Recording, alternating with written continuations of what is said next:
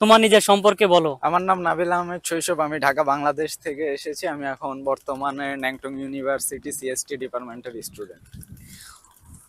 অন্য কোনো কান্ট্রিতে না গিয়ে তুমি কেন চায়না চয়েস করলে? চায়না চুজ করার পিছনের কারণ হলো এখানের এদের স্টাডি কোয়ালিটি খুবই ভালো।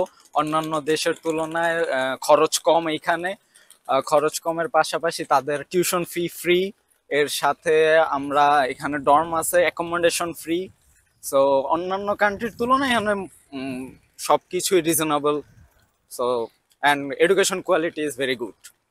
চাইনিজ ইউনিভার্সিটি স্টাডি সম্পর্কে কার মাধ্যমে তুমি ইনফরমেশন পেয়েছো? চায়না স্টাডি সম্পর্কে ফার্স্টে আমি আমার ফ্রেন্ডের কাছ থেকে জেনেছিলাম যে চায়নার এডুকেশন সিস্টেম খুবই ভালো এবং তাদেরটা মানে ফেমাস।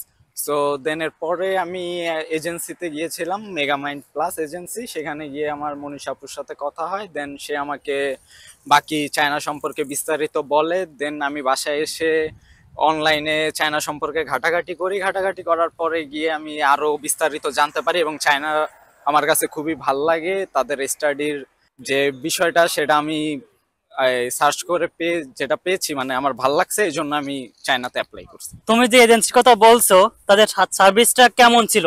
তারা তোমাকে কতটুকু গাইড করেছে প্রথম থেকে এখন পর্যন্ত?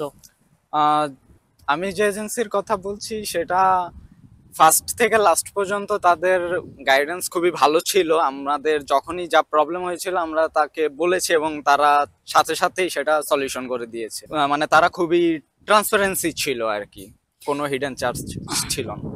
দেশ থেকে চায়নাতে আসা পর্যন্ত তোমাদের জার্নিটা কেমন ছিল? আমাদের জার্নিটা খুবই অসাধারণ ছিল।